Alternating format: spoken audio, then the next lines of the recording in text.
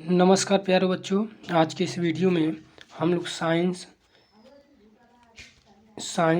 के बहुत ही महत्वपूर्ण प्रश्न करने वाले हैं जो हर एक एग्ज़ाम में यहाँ से प्रश्न पूछे ही जाते हैं। तो चलिए शुरू करते हैं प्रश्न नंबर 1 से। प्रश्न नंबर 1 देखेंगे दोस्तों। प्रश्न नंबर 1 देखिए। प्रश्न नंबर 1 जो दिया है कि मनुष्य के स्वास्थ्य नेत्र में प्रतिबिंब बनता है, यानी स्वस्थ अगर मनुष्य है तो उसके नेत्र में प्रतिबिंब कहाँ बनता है, तो ये आपका रेटिना पर बनता है। तो ऑप्शन नंबर आपका ए सही हो जाएगा, रेटिना पर बनता है। चलिए अगला प्रश्न देख लेते हैं। 2 नंबर प्रश्न। 2 नंबर प्रश्न है मानव नेत्र में रेटिना पर बनने वाला प्रतिबिंब कैसा होता है, यानी मानव नेत्र के जो रेटिना पर प्रतिबिंब बनता है वो कैसा होता है, तो उल्टा होता है परंतु सीधा दिखाई देता है। प्रतिबिंब कैसा होता है, उल्टा होता है परंतु सीधा दिखाई देता है। तो ऑप्शन नंबर आपका बी सही हो जाएगा। चलिए अगला प्रश्न चलते हैं। 3 नंबर प्रश्न। 3 नंबर प्रश्न देखिए। 3 नंबर प्रश्न छोटा कर लेते हैं थोड़ा। 3 नंबर प्रश्न है आपका कि आँखों में प्रवेश करने वाली प्रकाश की मात्रा को नियंत्रित करता है। तो प्रकाश की मात्रा को कौन नियंत्रित करता है, तो वो आपका पुतली करता है। तो ऑप्शन नंबर आपका बी सही हो जाएगा, पुतली।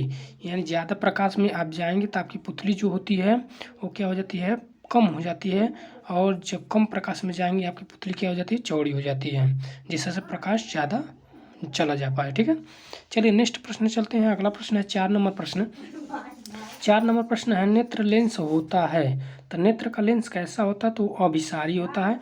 अभिसारी मतलब क्या, उत्तल लेंस होता है। तो आपका ऑप्शन नंबर ए सही हो जाएगा। ठीक है। अगला प्रश्न चलते हैं। 5 नंबर प्रश्न देख लेते हैं। 5 नंबर प्रश्न है स्वस्थ नेत्र के लिए दूर बिंदु स्थित होता है। तो अगर स्वस्थ मनुष्य है तो उसका नेत्र का दूर बिंदु क्या होगा, तो अनंत होता है, इनफाइनाइट होता है। तो ऑप्शन नंबर आपका डी सही हो जाएगा, इनफाइनाइट यानी अनंत। ठीक है। चलिए नेक्स्ट प्रश्न चलते हैं। 6 नंबर प्रश्न। 6 नंबर प्रश्न है स्वस्थ नेत्र के लिए मनुष्य की स्पष्ट दृष्टि की न्यूनतम या निकटतम बिंदु कितना होता है, तो ये आपका 25 सेंटीमीटर होता है। तो ऑप्शन नंबर आपका ए सही हो जाएगा, 25 सेंटीमीटर जो स्पष्ट दृष्टि की न्यूनतम दूरी होती है। चलिए नेक्स्ट प्रश्न, हमें उम्मीद है आप लोगों को समझ में आ रहा होगा। चलिए नेक्स्ट प्रश्न चलते हैं। 7 नंबर प्रश्न देख लेते हैं। 7 नंबर प्रश्न है दोस्तों कि निकट दृष्टि दोष से पीड़ित व्यक्ति के लिए चश्मे में प्रयुक्त किया जाता है। तो चश्मे में कौन सा लेंस प्रयोग किया जाता है, तो निकट दृष्टि दोष यानी मायोपिया, इंग्लिश में क्या कहेंगे, मायोपिया के लिए कौन सा अवतल लेंस का प्रयोग किया जाता है। तो ऑप्शन नंबर आपका ए सही हो जाएगा, अवतल लेंस। चलिए नेक्स्ट प्रश्न चलते हैं। 8 नंबर प्रश्न है। 8 नंबर प्रश्न देखिए दूरदृष्टि दोष के निवारण में प्रयुक्त किया जाता है। तो दूरदृष्टि दोष के निवारण में आपका निश्चित फोकल दूरी वाला उत्तल लेंस, आपका ऑप्शन नंबर आपका बी सही हो जाएगा। निकट दृष्टि दोष के लिए अवतल लेंस और दूरदृष्टि दोष के लिए क्या होगा, उत्तल लेंस का प्रयोग किया जाता है। दूरदृष्टि दोष को क्या कहते हैं, हाइपरमेट्रोपिया भी कहा जाता है। चलिए नेक्स्ट प्रश्न चलते हैं। अगला प्रश्न 9 नंबर प्रश्न। दूरदृष्टि दोष से पीड़ित मनुष्य का निकट बिंदु स्थित होगा। तो दूरदृष्टि दोष से पीड़ित वाले के लिए क्या होगा, 25 सेंटीमीटर से अधिक दूरी पर होगा। तो ऑप्शन नंबर का सी सही हो जाएगा।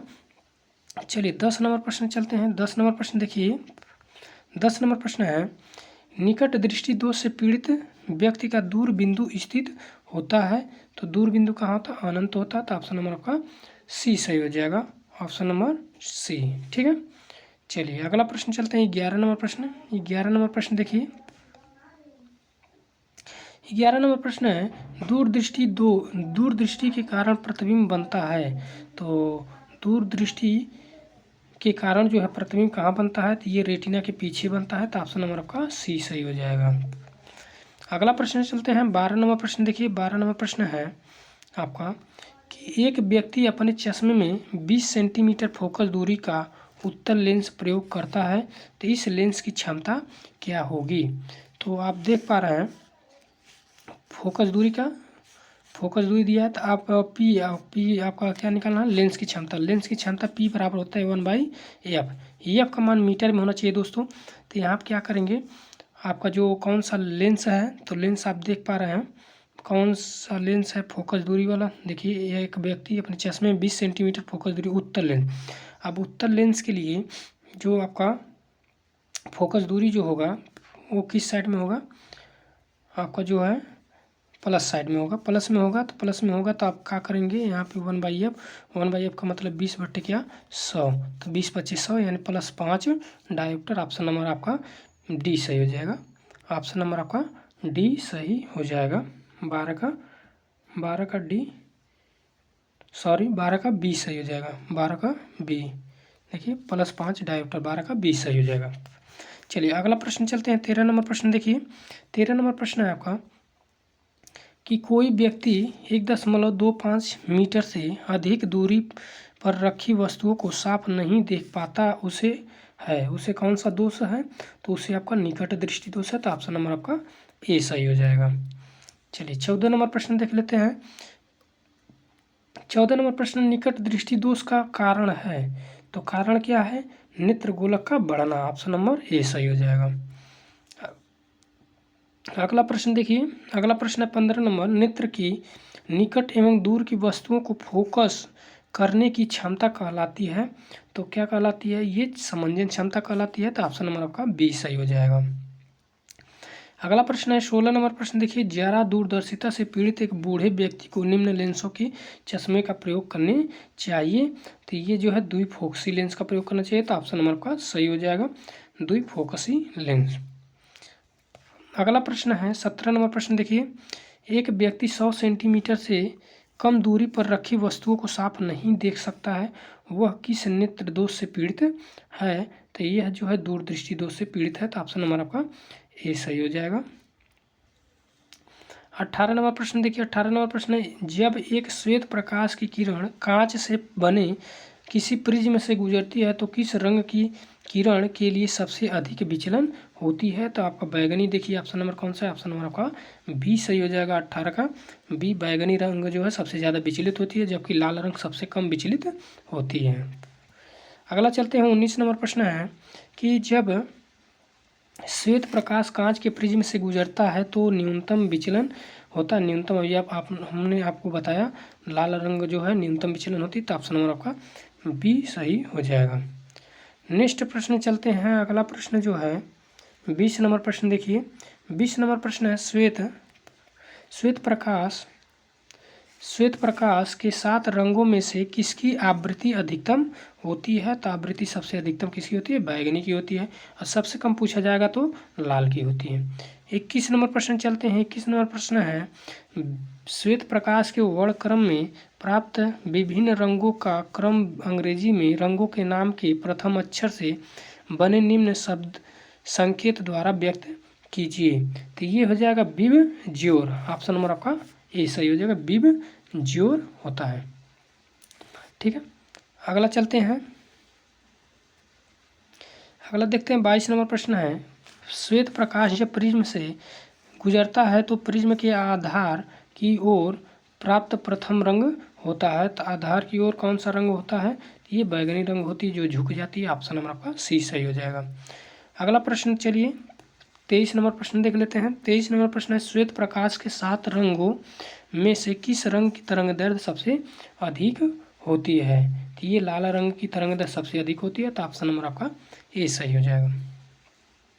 24 नंबर प्रश्न है श्वेत प्रकाश के किन रंगों में से किस रंग की तरंगदैर्घ्य न्यूनतम होती है, तो तरंगदैर्घ्य सबसे न्यूनतम किसकी हो जाएगी, तो ये आपकी बैगनी की हो जाएगी। ऑप्शन नंबर आपका ए सही हो जाएगा। 25 नंबर प्रश्न देखिए प्रकाश के किस रंग का न्यूनतम प्रकीर्णन होता है, प्रकीर्णन मतलब फैलाव कम होता है, तो ये लाल की होती है। तो ऑप्शन नंबर आपका ए सही हो जाएगा। 26 नंबर प्रश्न देखिए किस रंग के प्रकाश का प्रकीर्णन सबसे अधिक होता है, तो ये आपका बैगनी रंग का होता है। तो ऑप्शन नंबर आपका बी सही हो जाएगा। 26 का बी सही हो जाएगा।